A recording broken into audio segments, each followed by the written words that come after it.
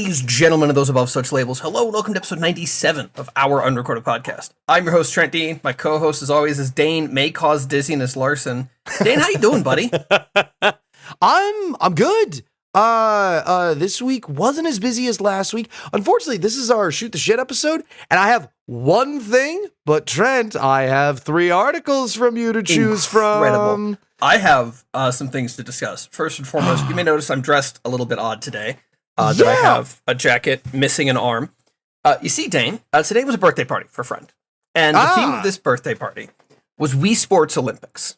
And you were supposed to show up dressed representing a country. Fictional, anywhere else, somebody was going to come as the moon. But you were supposed to show up representing your country. Okay. And I was going to do some kind of like half-ass whatever. And then Cecil, our mutual friend, goes, hey, I'm just wearing a kilt. You really have to show up in something, so I'm not the only idiot here in cosplay. I'm like, all right, don't worry, I got you. So I go to my pseudo closet, and I look, and I find the Winter Soldier jacket, custom made by friend of the show, Dr. Bano, who put this together, and I picked it up from him when I was down in LA. Now, I don't have a Winter Soldier arm yet. So what I did is I decided I was representing specifically Soviet Russia as the Winter Soldier, and I wrapped tinfoil on this arm and duct taped it in place and had someone draw a little red star on it, which lasted about 16 minutes, 5 of which was the drive there, because it was like almost 90 degrees today, and wearing a leather jacket, even with one sleeve and rather thin, with fucking tinfoil on my arm, I was getting meat off the bone tender. I had to get rid of that shit. But I did take sick as hell, though. First place in sword fighting and third place in tennis. I was podium finished for 2 of the 4 events, so I suck shit at Wii golf or the Switch golf and Switch bowling. Terrible, absolute dog shit. So there's that. I hit the stroke limit twice, which is incredibly embarrassing. Good work, man. Even more so because the way we set it up was a bracket. It is bracket week. The 2 people that got the bye that weren't playing the first round of golf are like actual golfers who golf consistently. One of them was like in like high school golf, like on the team. So they were just sitting watching. Transfers though? Like that transfers? Yeah, because they won. They won so fucking hard. No shit. They beat our asses. Yes. They were like insanely good at Wii Sports, Nintendo Switch golf because they actually golf. It's real. I was like, there's no way they're actually going to be that good. And then they finished so far ahead of all of us and were like giving us tips the whole time that when I listened, the game got better. Apparently Wii Golf is accurate enough that it translates. It's even like with the Switch, because it has like the rotation thing like on the wrist. Yeah. If you twist your wrist when you swing, you hook your shot. Like you have to have a solid wrist motion and keep a good swing. Like it is that in depth. So yes, having an actual good golf swing translates directly into that. I think that might be the only video game that transfers over. Am I right? Like video game to like actual sport. Like name another one, man. Ooh, let me think. I feel like pool does. Like on the Wii when there was pool, I feel like having that knowledge, like where to put the cue. I feel like that maybe would have done it. I wonder how much like if VR stuff was better, it'd be better, right? Because like you'd be wicked at Call of Duty if you actually had combat experience if it wasn't controller, you know, like if VR gaming was more functional, there's an amount of that would translate like crazy. Damn. That's super cool though. So were you and Cecil the only guys that were in cosplay that represented your country? Well, we weren't the only people. There were 2 people who there as the Mushroom Kingdom, and they had a Toad and Toadette hat. Amazing. And then apparently there's a Transylvania University in somewhere in the Midwest or in the South. I'm not 100% sure where she got this shirt, but she had a Transylvania University shirt, so she was representing Transylvania. And of course, Kylie and Erica were just from the nation of lesbian. And they were dressed like 80s nation. Workout coaches with the lesbian. Their country flag was the lesbian flag. So that was what we did. Yes, it was great. It was a lot of fun. Cooked burgers, hung out, love little birthday party. That sounds great, dude. The Winter Soldier Olympics. Now I need to get an actual Winter Soldier arm because this jacket actually fits better than I thought it would. Richard's a little smaller than I am. He's just a little bit shorter. He's not as dense because he eats better and like lives a healthier lifestyle than I do. So whatever, man. Ooh, I live in LA. I walk everywhere. I eat healthy food. Shut up, man. Give me my Taco Bell. That motherfucker is walking in LA. Isn't that like a famously not walkable city? Well, you know what I mean. He works for Disney. He does he designs props and stuff. Like he does the set dressing in the parks. He's like he made this jacket. This is not modified. This is like a from scratch. He made it and like so gave it cool. to me. Like he's in the 501st Legion. He has a professional Mandalorian cosplay that he gets like paid to go to of Star Wars events, like as part of the Mandalorian and 501st. He's crazy the shit he can do. That's awesome. Interesting. When you first brought it on, I thought it was a Star-Lord jacket. The red does give it that way. A lot in the comics and stuff, once Bucky's out of the Winter Soldier program and he's himself, he dresses with more color. They don't really show that well in the MCU, but in a lot of the comics, he has a lot more of this going on. So, well, there you go. I also like when Bucky in the comics because Man on the Wall, where he's just a dude in outer space on the moon, ready to blow up planets that aren't doing well. It's great. Yep. I love it. Honestly, as much as it's like, it hasn't been directly spoiled, but Sebastian Stan landing a series of other acting gigs after the upcoming Avengers movie. It's like, okay, so Bucky dies in this one, almost assuredly. And that's probably the point I will stop watching the MCU, because the only characters left that I give a shit about are Bucky Barnes and Spider-Man. I really just cannot be bothered. The way they've handled everyone else's stories is kind of So I'm not invested in the Marvel movies at this point. I will say, though, speaking of Spider-Man, which reminds me of Tom Holland, Tuesday, I'm going to see The Odyssey, and then opening night on the 31st, I'm going to see Spider-Man Brand New Day. Dude, you have to. I want to try to go with Morgan as well. I need to see what day the 31st is, because funnily it's a enough, Friday. I'll have it off, and she should, in theory. That's next week. Hell, and that's payday. I can make that work. Ooh. So here's the other fun thing that I have to go see with Morgan. That was actually our first date. Was, I believe, the Spider-Man. Fuck, which one had Green Goblin? Is that Far From Home? Is that No Way Home? No Way Home. No Way Home. That was our first date. Was going to see that movie. So I want to go see the new one as well. I think that'd be really fun. Aw. Maybe we'll go early and we'll just like stay in the theater and just walk into a showing of The Odyssey. Fuck them. I mean, that AMC movie doesn't is deserve my money. 2 hours and 52 minutes, so just be mentally prepared for that. I wonder if they're showing it in IMAX near me, because I've seen some clips side by side of like the IMAX and the non-IMAX.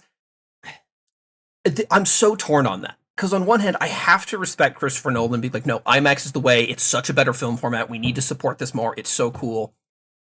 And the fact that they couldn't edit the film in a way to make it fit on non-IMAX screens, because the comparison is fucking stark, dude. The difference between the IMAX ratio and the regular, the amount that gets cut off, the scope you lose is crazy. Like, I have to, it's so cool that he's dedicated to doing that. But also, they don't release the IMAX version digitally. They don't, like, even if you buy a disc, you can't see the IMAX ratio. So the only way to see the film as he intended, as the shot was supposed to look in his head, is for like 3 weeks, because they don't do cinematic runs of anything anymore in theaters with more expensive tickets. Yeah. Which, like, on one hand is cool. He's trying to support traffic in theaters. I like that. But, like, come on, man. I'm seeing it regular because my father-in-law was super awesome, and for my birthday, because he works for State Farm, got me like a bunch of just like print off tickets. So I just have dude. I just have a bunch of free tickets to go to see movies. I'm very excited about it. That's super cool. They're Regal tickets. So, and it was one of those things where I kind of just was like, I want to see this movie. So I didn't even think about IMAX. I was like, that's the regular one. So yeah, I mean, you gotta go see it. Yeah. So my friend Dylan and I are going, and then if Amanda's like, if you like it, then we'll go, and then I might splurge for the IMAX. Okay, you might see a little second viewing. Speaking of seeing Christopher Nolan movies, when Oppenheimer came out, I managed to see a 70mm screening of it. It was in Chicago, and brother, it was so nuts. I went and saw. Oh my god, Oppenheimer, the movie I just said. Good lord. Yep. Saw it in 70mm, then went and saw Godzilla -1, and a trailer for Oppenheimer played, but I didn't recognize it because the trailer was digital. It wasn't in 70mm. Yeah, the aspect is so crazy, right? And like the colors were different. I was like, It is jarring how different it looks. I mean, it's so cool. And I also think it's interesting that Nolan is doing a better job trying to preserve the legacy of the IMAX guy. I've forgotten his name because Mr. Max. Yeah, Mr. Max. To his friends, of course. Oh, yeah. I think his last name was Keeley. I want to say it was Keeley something. Maybe I'm going Too nuts. bad there's no way to find out. You know what? I'm going to teleport to Chicago, and I'm going to kick you in the back of the skull, and then I'm going to leave. You have to catch me first. I'm very fast. Teleport. I said teleport. Yeah, but like you 1967 by Graham Ferguson, Roman Kreuter, Robert Kerr, and William C. Shaw. It was a bunch of people. And part of the reason I know that Nolan did a good job trying to preserve this legacy is because at this year's Oscars, I believe one of them died, one of the last surviving, like somebody involved heavily with the continuation of IMAX films died this last year. And there was no fucking word of it at the Oscars. They didn't say shit about it. And Nolan made a point outside to be like, this is insane. How can you not like, of course there's Christopher Nolan who went, hey, all of my shit is IMAX. That's the way to do it. But how did you not recognize this guy? Like, how did you not make a point to show that? Yeah. So it's cool that he's doing that. As much as like, yeah, you know, I saw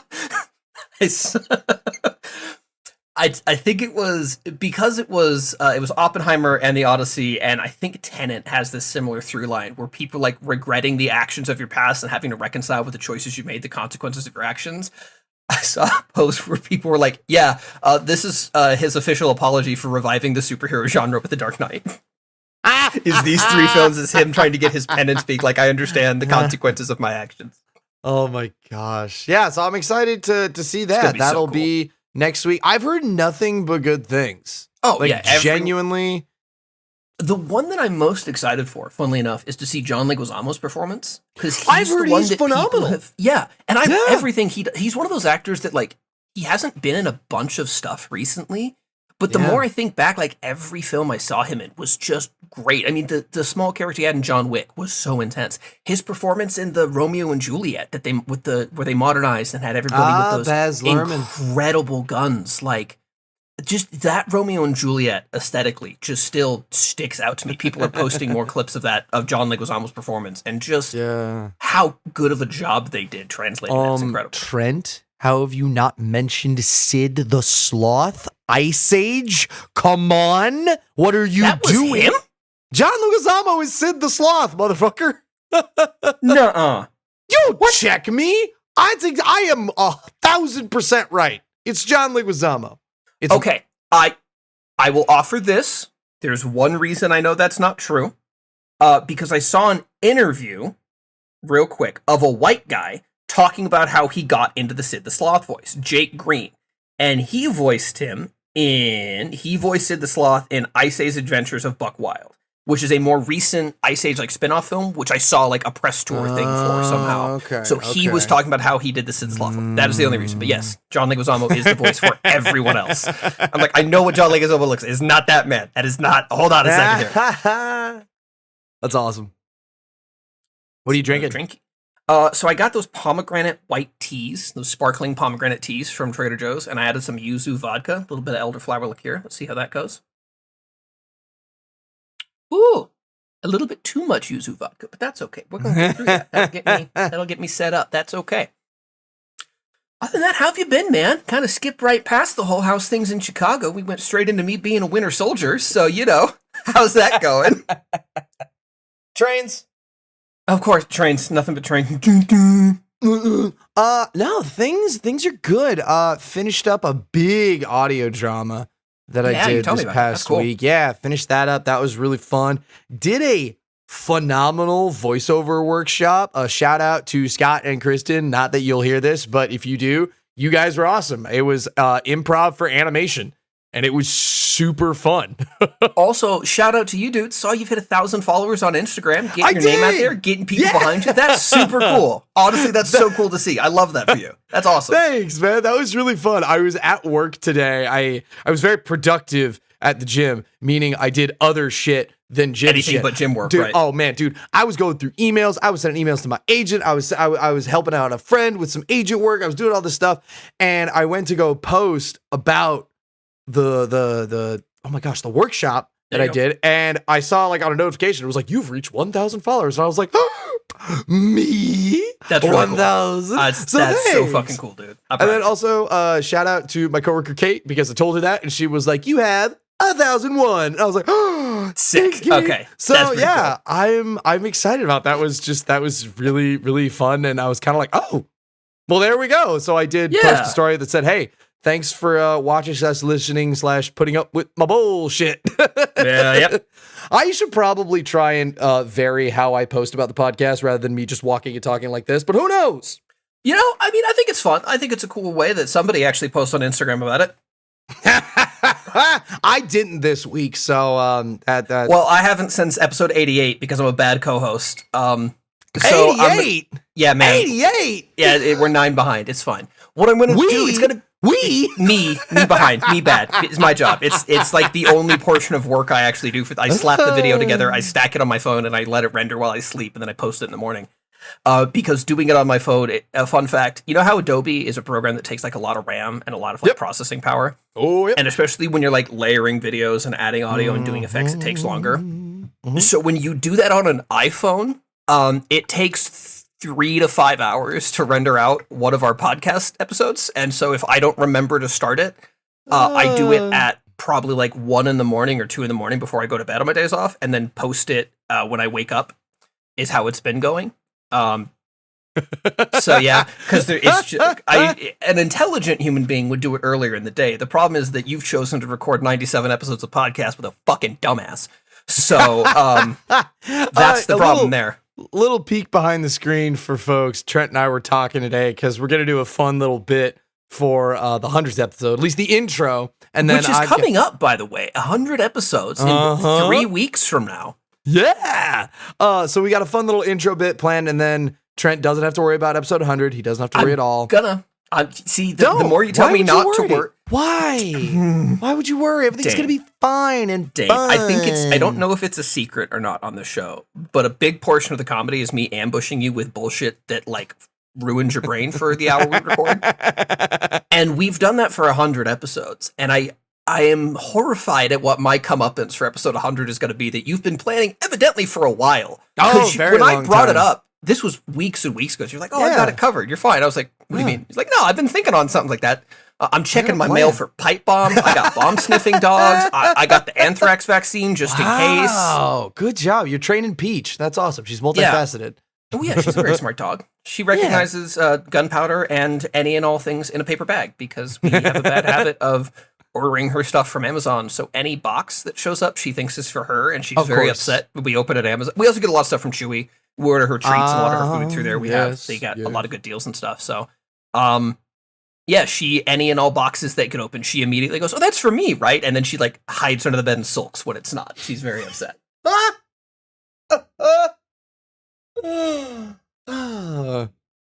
got more trains.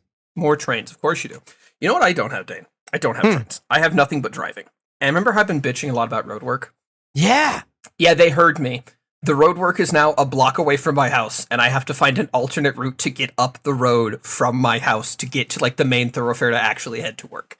The main road up the road for me is just fully fucking closed, and I have to take shortcuts through neighborhoods to get to work now.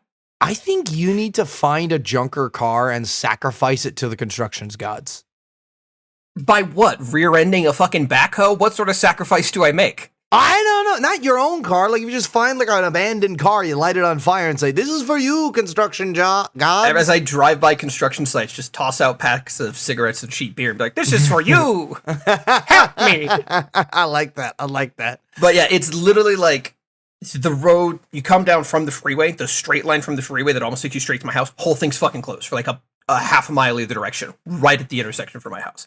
So I got to go like a mile the other direction, cut through some neighborhoods, go up a different street to get to the freeway now, which is, I mean, it's not the end of the world. It's like a 5-minute extra drive. It's just on principle. I'm such a creature of like muscle memory and habit that if I don't think about it, I am like halfway through making the right turn into a bunch of cones 3 days in a row. Where I go, nope, fuck, you're an idiot. Go to this one instead, dumbass. Like, it's just, I am so ingrained in my routine of do the same thing at the same time every day. There's a wall of cones there now. My brain just, every morning. Well, morning's a strong word. 4 in the afternoon.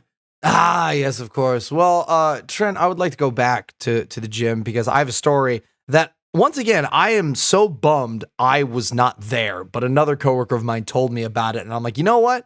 I'm not below telling someone else's story, but I am above. No, I'm not. Well, I don't want to claim it as my own. You know what I'm talking about? I'm giving credit where credit's due. Credit where credit's due. You're telling someone else's story. Yes. So, at the gym, apparently, this is what happened. It was about 9 a.m. A man walks in. He was in a leather jacket and sunglasses. He had 2 arms, though. Oh, he's looking for sunglasses, folks. He's looking for sunglasses. He cannot find them. He's knocked his...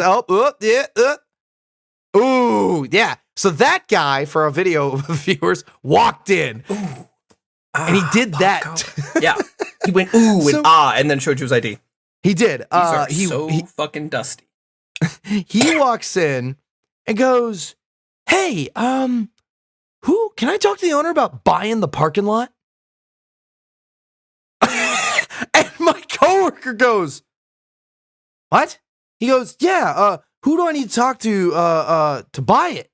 And my coworker, with all the grace of just like the person who, I don't even know how much grace she has, but this was just an amazing line of just, didn't know it was for sale. And I'm like, damn, okay. Okay. Hell yeah. To be fair, in that guy's defense, if you have parking lot money, I don't think there's a lot that's not for sale for you. If you can purchase a whole fucking parking lot, you probably haven't been told, no, you can't buy that in several years. Honestly, because she goes, I didn't know for sale. And he goes, I don't know if it is, but here's the thing. I'm a very persuasive guy.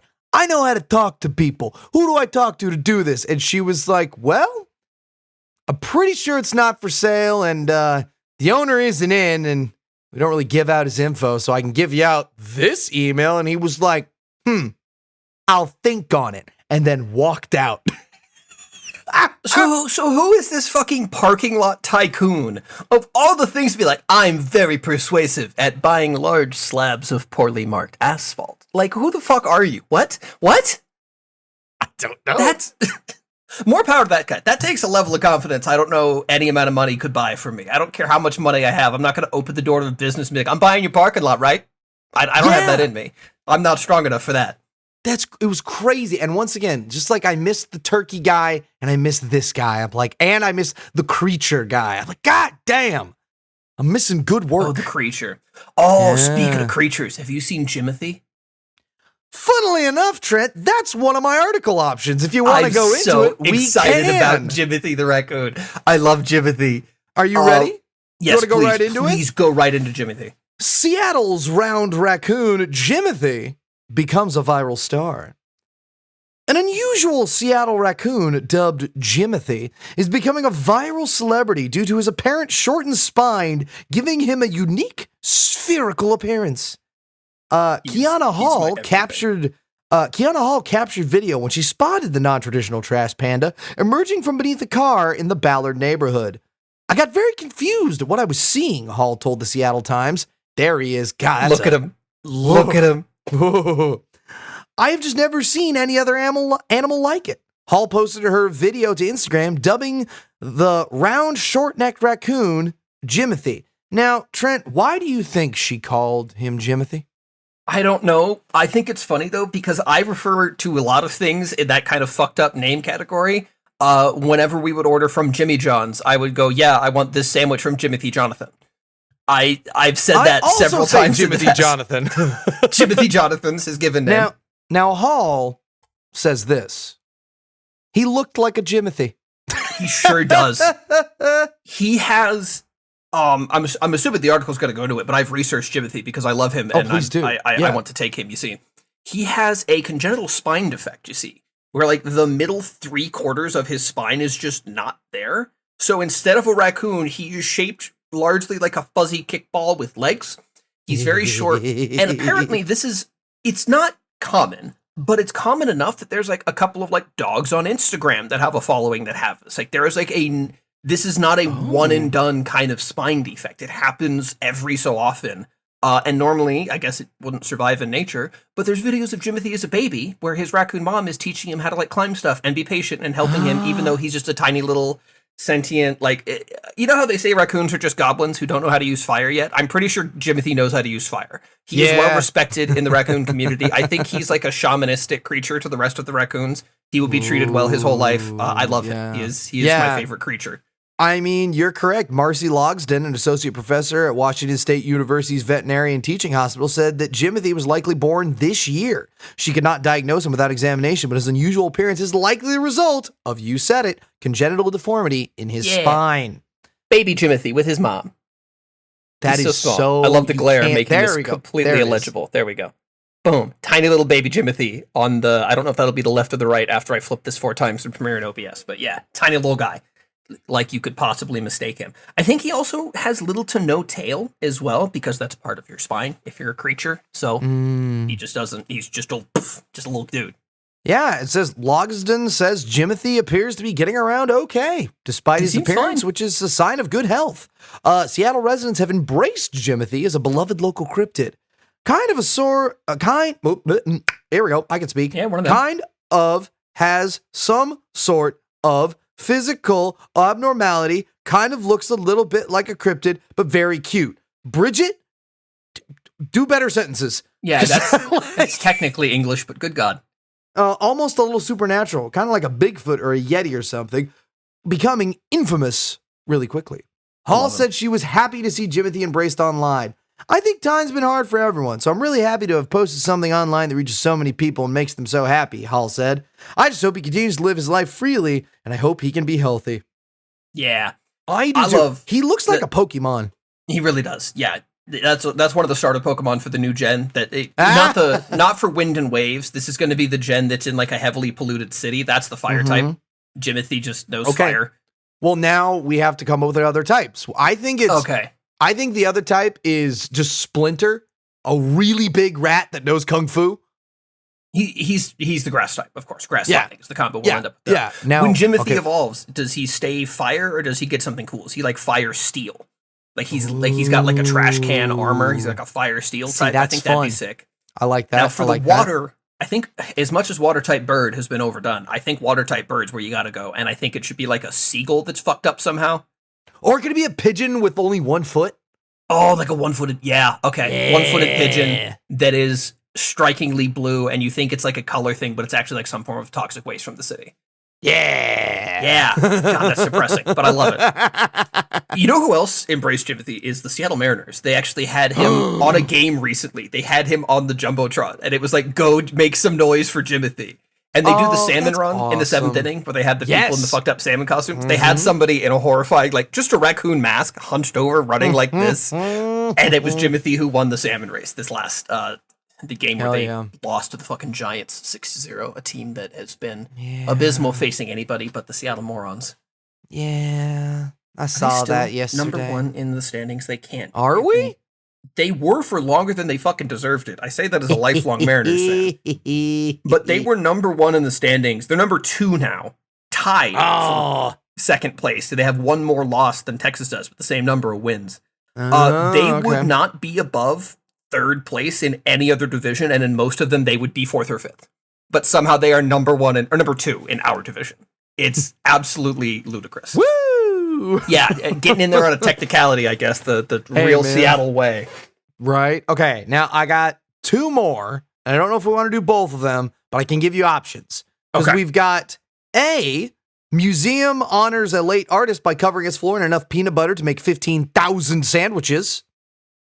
Or man arrested after surfing naked on top of a moving locomotive. Okay. Are you gonna road to El Dorado me and just go both? Both's good. Both. I think we could fit in both. I think we'll do, because I got a lot. I actually have a fair number. Well, maybe not as many as I thought, but I got a couple here. I got a couple we can talk about. Where do you want to start? Let's start with the naked surfing, because when you said naked surfing at first, I was like, I feel like surfing naked is really not that bad. Like, I get it's a beach, but and then it was on top of a train. I went, okay, no, never mind. I redact my previous whatever. All right, see, we're going back to our roots here, Trent. We're almost at episode 100. So when it comes to talking about articles, I usually make it a guessing game. Where did this happen, Trent? You don't have to go city, or you don't have to go I will go state. I'll give you half credit, or so city. It is the U.S. It is the U.S. Yeah, I will give you that. On top of a train. Naked, I feel like it's going to be further south, because you don't surf trains naked where it's cold. At least not enough to be caught. Southern area with a lot of train traffic. I want to maybe even go Midwest with this. I'm leaning Ohio area. You're not close, my guy. Damn, okay, further south? Further west and north. Really? My brain immediately goes Oregon then. Too far north. New Mexico. Little more north. What's north of New Mexico? I don't know, but it's Denver. Okay. No, shit, Colorado. Yeah, Colorado's discount Florida. Yeah, shit. So, Denver. Listen, man, you hear some weird fucking stories out of Denver, Colorado, very similarly in line to some of the shit you hear out of Florida. Yeah. Denver, a man was arrested for surfing naked on top of a moving locomotive on Thursday, according to a social media post from the Sedgwick County Sheriff's Office. The man identified as Daniel Ray Balance. No way. It is! Daniel Ray Balance, but it's got 2 L's. That's Balance, actually. Oh, get the fuck out of here in your linguistics. He is from... He is from Quartzsite, Arizona, broke the window on a Union Pacific Railroad locomotive and entered it. Balance was arrested and faces a combination of felony and misdemeanor charges, according to the sheriff's office. For those of you I don't know why he's Southern. They're from Colorado. I don't know how they sound in Colorado. Yeah. For those of you who had the unfortunate experience of seeing this gentleman surfing naked on top of a moving locomotive yesterday, I want you to know that he was arrested on felony and misdemeanor charges. See, now, part of me would not love to see random naked man in the wild. But I think the sheer wonder of him riding a train like Shai Hulud takes away, I think there's an amount of penis that's okay for extraordinary activities. Oh, does that count extraordinary activities as falconeering? Does that count, Trent? There's no way. Dude, is this the return of the fake penis falconer who's a fascist? Is this his new gig? I forgot that was a real thing, that there was a man with a fake penis who's just a full-on fascist. And then we decided he crashed a helicopter and tried to steal a penguin, right?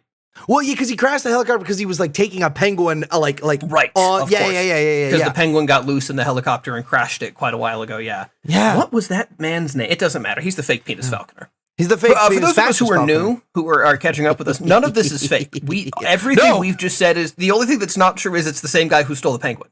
There is actually a man who was fired from, I believe, an Italian Premier League football team who was a falconer for the team, who was fired because he wouldn't stop doing a fascist salute. Because in the year 2025, I want to say, he was still pro Mussolini. And that caught up to him and lost him his job. And he has a fake penis. And the fake penis was separate and distinct from this because he was in trouble a few years back, or a couple months back on the same event, because he posted photos of his new dick because he got a prosthetic penis. Fun fact, if you get penis enlargement surgery or replacement, it's called a prosthetic penis. The more you know. Dick enhancement surgery, that's a prosthetic dick now. Fun fact, that's something you have to learn.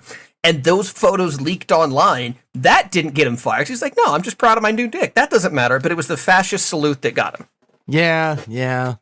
Now, Trent, I'm so glad you picked this one first because Daniel Ray Balance expressed to law enforcement his love of 3 things. It's a real guy from Quartzsite, Arizona. No, Quartzsite. I'm sorry.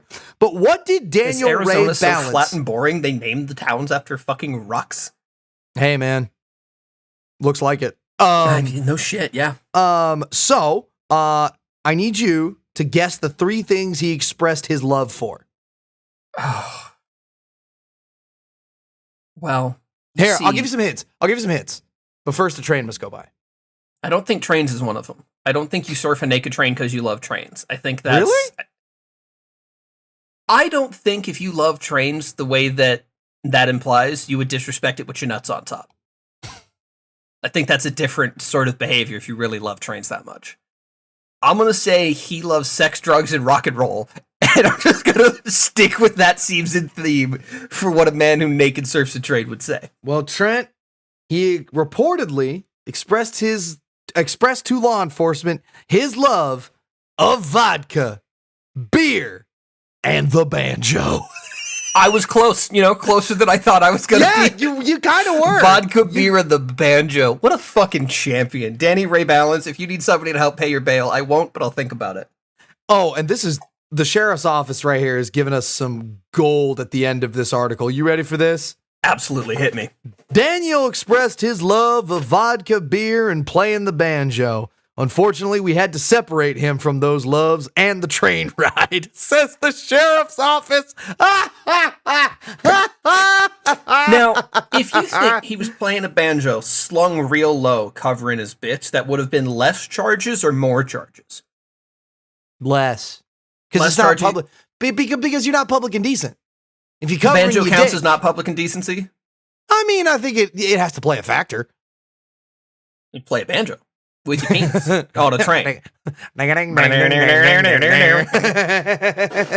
Okay, so when he says surfing, he just means standing up top, like fucking Dune. That's. I think that's probably what it is. I mean, he might have had a proper like sideways stance or whatever, Okay. but I tell you what, man, there are like 3 things that I really want to do, and I don't know if I'll ever do them. None of them are me being naked. Control your eyes, control your eyebrows. I'm just saying, guy gets arrested for being naked and drunk on a train, and you go, God, I really want to do some stuff. It just leads one to think. So my Like, I'm not saying it's on my bucket list, but if an opportunity presented itself, I can't guarantee I'd say, no, I'm not going to ride that train with my cock out. I can't guarantee I have the self-control to say no to that if an opportunity presents itself with little to no consequences. I'm Here's just saying. Here's my thing. I want to run across the top of a train like Indiana Jones and the Last Crusade. I think I just want to do that. That'd be so much fun. Yeah. Second, I want to swing on a vine. Don't know if that'll ever happen. And third, I don't care if this door is in the middle of a wheat field. I want to kick a door open. It's really fun kicking open doors. Yeah. I want to so badly. See, you know what's stopping you from doing that? Nothing. You can do that anywhere you want. You got an employee break room, bam, kick that bitch open. Public bathroom, bam. What are they going to do? They're already shitting. As long as you don't break nothing, you can kick as many doors as you want. See, in the same vein, I want to, at some point, jump from one car to another and have the car I jumped off explode. I think that'd be very fun. I want to jump from a moving vehicle. I think we both missed careers as stuntmen, is what we're understanding at this point. Yeah. Swing from a vine's good. That's a great bucket list. Yeah, right. I want to someday hit something with a whip. That was a little bit more achievable, but I want to do it I want to learn to do that and not cut my face open.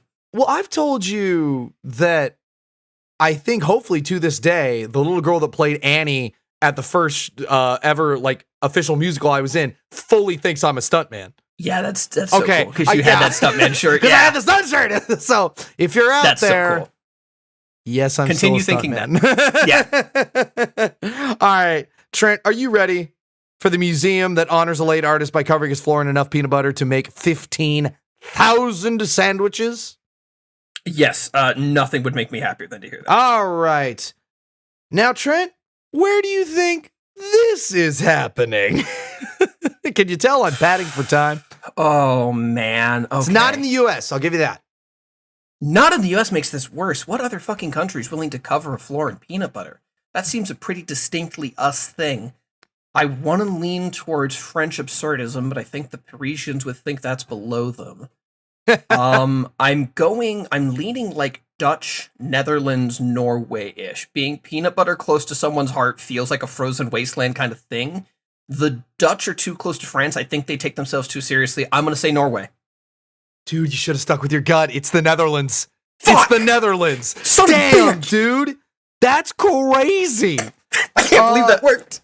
Yeah, in Rotterdam, Netherlands, more than 800 pounds of peanut butter, enough for around 15,000 sandwiches, have been spread across the floor of a museum in the Netherlands in tribute to Dutch artist Wim T. Schippers, who died last month. We are in these names are gold, man. Again, these names are gold.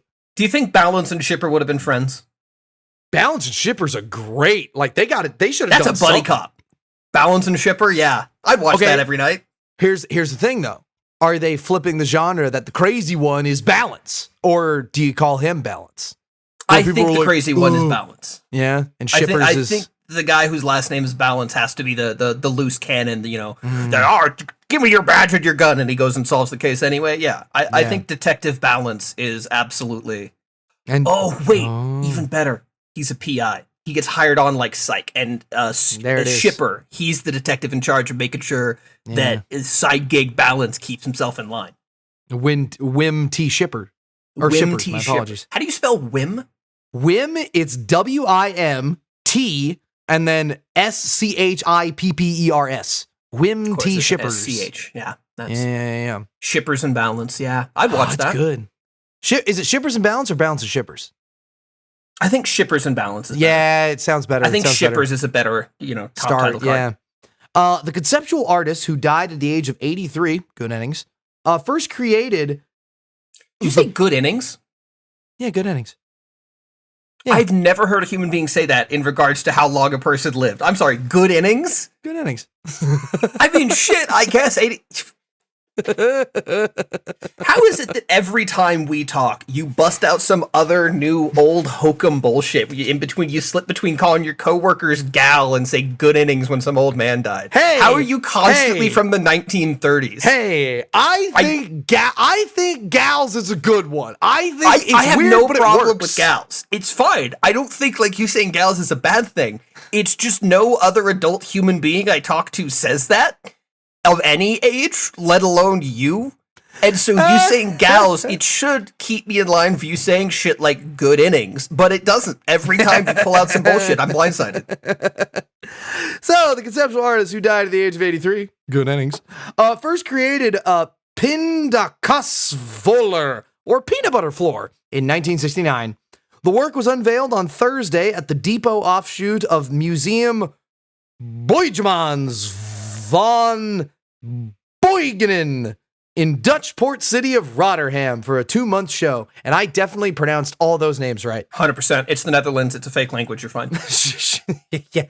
Shippers was a beloved nonconformist character in the Netherlands, where he also voiced... Oh my God! This is awesome! This dude is fantastic, because he also voiced Ernie and Kermit the Frog in the Dutch version of Sesame Street. This man fucking ruled. The peanut butter makes more sense. The peanut butter makes more sense for And Kermit and Ernie. Yeah. Right? And created absurdist and silly works that challenged conventional ideas about the meaning of art.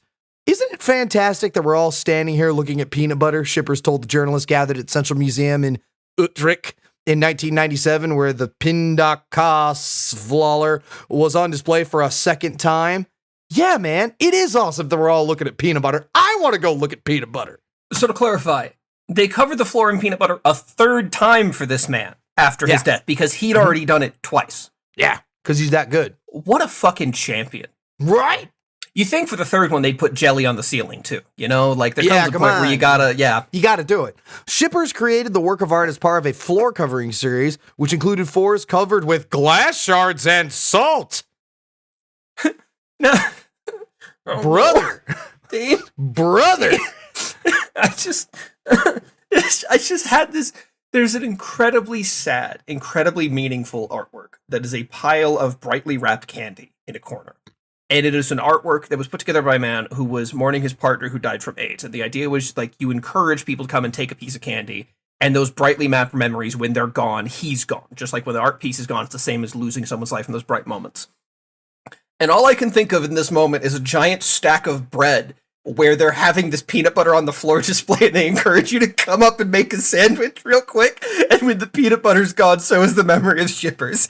And Dude, just communal floor peanut butter for the Dutch. Shipper, God, that has to be the title of this episode. Communal floor peanut butter for the Dutch? I mean, come on. Okay, I'm ready. Also, I would like to think that the memory of Shippers will live on forever. Because that man at this point, yes. Awesome. He lives on through us, listeners and watchers and viewers. And he for lives every on one of through you. us. Next time you drop your peanut butter sandwich on the ground, remember Shippers. The aroma redolent of breakfasts and lunchboxes is what lingers with many who experience the work firsthand. Museum staff directed visitors for the opening to Follow the Smell, which was wafting by the ticket counter 3 floors below where the artwork is laid out. Shit, man. Okay. Yeah, I think if you have that much peanut butter on the ground, it does have like a 3/4 mile radius. I think there's no number of floors that would stop you being able to smell exactly where that is. So, no, train. A train must interrupt the peanut butter because trains hate peanut butter. They are natural enemies. Nothing hates a train like peanut butter, as we will establish, of course. It does. They hate it. They don't like it. Peanut butter's not allowed on the trains in Chicago. They'll kill you. So Mike, I believe, even though it's Mieke, Mike Weissman told the Associated Press, it's Mike. This next line could be either taken so good or so bad. Because the line is, the thing I remember is the smell. And you could have that be like, the thing I remember is the smell. Like you could have That's that. one of those lines that you could like have that as like a voice audition to be like, read this line 5 different ways. Right? The food photographer and writer saw the 1997 exhibition as a teenager. Now, the art installation may not be for everybody, but is for trains. Another one, really? Yeah. How much peanut butter did you say it was again? 1,500 pounds? 15,000. No. 800 pounds, 15,000 sandwiches. I thought they said 11,000. Okay. Yeah, about 15,000 sandwiches with 800 pounds of peanut butter. 0.07 pounds of peanut butter per sandwich. Damn. How many ounces? Whoa, you're doing some serious math over there, brother. Well, I'm trying to decide if I make my peanut butter sandwiches hedonistically. You probably do. Well, I like a peanut butter sandwich. 1.12 ounces. Oh, I definitely use more than 1.1 ounces on my sandwiches. Oh, yeah. Now, while we're at it, Dane, I got a very important question for you, and it's going to really decide if we make it to episode 100 or not.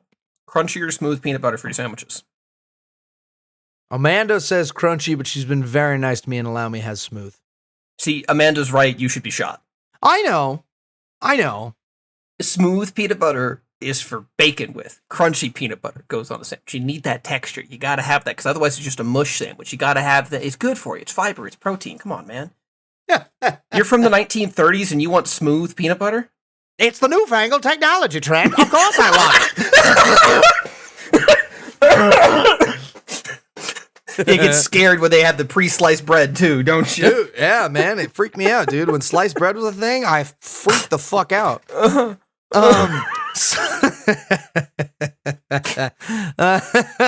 It's so stupid. The art installation may not be for everyone. A sign at the museum's entrance warns visitors with peanut allergies that they might not want to enter the space. Might not. Yeah, maybe not. Maybe not when the floor is covered in the thing that kills you. Maybe don't do that. Maybe. What? I don't judge if, it is the Netherlands. It's, you know who they need to get in that exhibit, though? Need to get somebody to come in there and splash around. They need the peanut butter baby. We got to hunt down the peanut butter baby.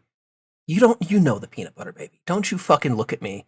That vine that circulated for years where the baby got into a jar of peanut butter and covered themselves completely, and they come around and the baby goes, covered head to toe in peanut butter. They got to get that kid and slide him through the exhibit like a luge. It took 2 employees, two? Why did they not do more? It took 2 employees of the Museum of Boijmans van Bjorningen several days to spread 40 buckets of peanut butter across a 25 square meter, 270 square foot hexagon last week. It was a lot of work, Leon Dunk, one of the 2 men who installed the artwork, told AP. No shit! 2 guys? Yeah. Why did you not have a fleet of men and women and non-binary? Why do we have a fleet of people? I feel like there's something to be said for being a labor of love of 2 people that are very passionate about Peanut Butter Man's previous artworks. But also... But this just says 2 employees. That doesn't mean that they were passionate about it. Imagine if they were like art interns, like they weren't even getting paid. Like they're there studying for the summer and like part of your art scholarship is go spread enough peanut butter to kill a village on the floor. Yeah, the pair used drywall trowels to smear the peanut butter to a thickness of 2 centimeters, 0.8 inches. Is that consistent? Is it a consistent 0.8? Like, I mean, you imagine that's even crazy because in my head this was just like a bunch of peanut butter kind of wavy on the floor, just kind of like slapped there. But if it's that 800 pounds of peanut butter at 2 centimeters thick, consistent, like a canvas, that's fucking crazy. Yeah. Here. Is there a picture? Please tell me there's a picture. I gotta go dig it and see. Yeah, no, I'm looking at it. Looks like these guys are fully spreading it out thin. Like these, I'm watching a video. My God. I'm watching it. The guy just tasted it. It's just a flat. Oh, there it is. Yeah, it's right behind. It almost Sam's looks like a big old terracotta tile. Yeah. Wow. That's crazy. That's crazy. Good for them. That's a pain in the ass. Prior to his death, the museum and shippers discussed how to recreate the work in the future, producing a 20-point plan that included the requirement to apply the peanut butter as smoothly and boringly as possible, and that no one is supposed to stand in or lie down on the peanut butter. Boo. Oh, come on. The man was 83. Give him some grace. But when they inevitably take this out, let me do a snow angel in it first. Let me just slide as far as friction will allow me, and I'll roll around in the peanut butter, and then I'll be escorted out by the Dutch police, and they'll strip me naked, and I'll ride a Dutch train. And it'll be great. Yeah. Shippers did not specify the size or shape of the work, but he did say it needed to be smooth peanut butter, that he preferred the Dutch peanut butter brand, Calvé. The company donated 40 tubs of peanut butter for the work. Multiple visitors stepped into the sticky artwork when it was on display in 2011. In 1997, the work was vandalized when a group of 12 people placed 12 slices of bread and several bags of hagelslag, chocolate sprinkles commonly eaten on bread at breakfast in the Netherlands, on the floor. It doesn't look bad. They get chocolate sprinkles for breakfast? Apparently, in the Netherlands, I don't want to hear shit about the way Americans eat. You all put chocolate sprinkles for breakfast? That's crazy. But Trent, it's called hagelslag. Hagelslag? I mean, okay, yeah, I kind of want some hagelslag for breakfast now. Damn. It doesn't look bad, shippers told the Dutch newspaper Volkskrant at the time. The sprinkles have been applied with a sense of proportion and a skillful hand. God, we lost a goddamn treasure. We lost a treasure. I'm going to look into this guy and read more about it. This is cool. What a great dude. The fact that he was like, hey, no one step in it, but then we did, he was like, wow. They did it with purpose. They did it right, yeah. And they did it with a skillful hand. I love this man. They threw those sprinkles on my peanut butter in an artful fashion. I am devastated this man has left us, because he sounds just like the best guy. He sounds so cool. Ah. What a beautiful man. A beautiful man with beautiful peanut butter. I'm glad he's being remembered with more peanut butter on the floor for the Dutch. Yeah. Well, Trent, that's all I have for you. Dane, I have a couple little stories here, you see. A couple little stories from Trent Dean. I saw what I think may be the stupidest police officer of all time. And I know that's a biggin. I know that's a heavy-handed accusation to make. At least this officer was stupid in a non-violent manner. Dane, I leave work at 4:20 a.m., right? Mm-hmm. The sun's barely peeking up over the sky, right? And because of the road construction that is specifically designed to haunt me, I have to take an alternate route. And even the alternate route I take has, in fact, even more construction on the way. But it's less so. But I can actually get through it. So I go, and I'm following, and a cop pulls out of the parking lot ahead of me. A touch aggressive. No lights on, but I'm like, all right, it's a cop. My tabs are still expired till next paycheck, so whatever. I'm going to just give him some space. Lower your voice. Tabs are a scam. I'm not going to pay him. I will, because the mortgage is going to get mad if I don't, but whatever. And I watch this cop, and he, drifts into one lane, clearly working on the computer, doing something, typing up a report or looking at his phone or whatever. You know, that thing that I would get a ticket for, but they get paid to do? Yeah. And he's drifting back and forth, and he, slams on his brakes. I'm like, what the fuck is this guy doing? And he pops on his lights. I'm like, did this motherfucker run my plates from in front of me? Am I about to get a ticket? So I slow down and I wait. And I give him 2 car lengths and I wait. And then he slowly pulls forward and gets the cop car half on the curb, half not. I'm like, okay, interesting choice of parking there. Mostly still on the road with the cones too close. So getting around him to get past, I was like, are you blocking the road? Am I not supposed to go this way? I sit there for a minute. And he gets out and pops a flashlight. And I think I'm fucked.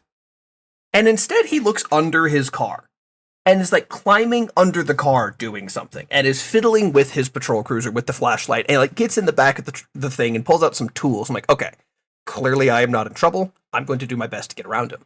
And as I pull up and get closer, this slack-jawed motherfucker ran over one of the cones that has the big octagonal base and is the pole. And this shit is wedged in the undercarriage of the patrol vehicle. Stuck as shit. It's not going anywhere. He pulled up on the curb to try to get some distance from the ground. It's wedged between the curb and the bottom. And as I go by, I see him under there with like a hammer trying to bash the fucking cone out from under her car so he can drag it out and not have a cone stuck under his patrol cruiser. This is the stupidest fucking thing I've ever gotten to witness from law enforcement, and I'm so happy I got to watch Officer McFirstday do this. And then I go my merry way home, and that was it. And oh, wow. Lastly, Dane, I have an article pseudo of my own. You? An article? Just more like general news. Okay. There's a shit yourself to death parasite going around. It's a cyclospiralis, I believe. I'm not pronouncing that correctly, but I think I'm pretty close. You did better than what I would have done. And it's tied to produce, specifically lettuce. Funnily enough, the program monitoring this was cut relatively recently by Elon Musk and his frat boys that we now call Doge. They've been disbanded, thank God. And somehow, the current administration, after Taco Bell was like, we're pulling lettuce, we're doing this, tried to pin the outbreak on Taco Bell. So then Taco Bell had to go the full, like, detective work and went, no, actually, it's this supplier, this farm, these subsidiaries. The answer as to who had the contamination and where it all came from was found by Taco Bell, of all people. It's Taylor Farms and their various subsidiaries, fun fact. Oh, okay. Yeah. So the more you know. Where is Taylor Farms? Nationwide, they're a company that kind of spreads stuff all over. But I think it's funny that the place that has a reputation for making you shit yourself, which, by the way, I eat at Taco Bell a lot. I've never had an issue from the Taco Bell, right? You know what I think the problem is? I think the American diet is so lacking in anything resembling fiber that the second you eat a portion of beans, your body goes, oh yeah, and cleans you out. I think that's what it is. I think if American adults actually ate like some fresh vegetables and real food more often, Taco Bell wouldn't be a problem for you. It's like, it's fine. It's not a problem. Just have a better diet and you can eat as much Taco Bell as you want. Man, I've told you before, man, I'm taking fiber supplements. I'm doing it daily now. I'm doing it daily. It's supposed to. I'm doing it when I remember, which is mostly daily. I had an apple for dinner and I had some carrots. Well, I had more than that. Are you a fucking horse? No, shut up! This 1930s horse had an apple and carrots for dinner. Are you being put down tomorrow? Is that what's happening? Did you break your leg and they're putting you in the glue factory? No, I had it. That was a supplement that I had with my dinner. I had other things for dinner. You didn't just have an apple and a bag of carrots and some oats on the side, right? Well, the oats were for dessert. Oh my God. That's all I've got. Thank you so much for listening to a rather short episode 97 of Our Unrecorded Podcast. Tell a friend, tell a coworker, tell a friend who's got a peanut allergy and send them to the Netherlands and say nothing. Just buy them a ticket. They'll see a windmill, they'll see some flowers, and then they'll go to a museum and they'll die.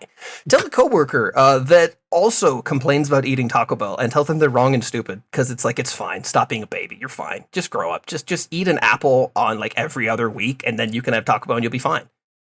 Anyway, that's all I've got. We'll see you next week. Bye. Bye.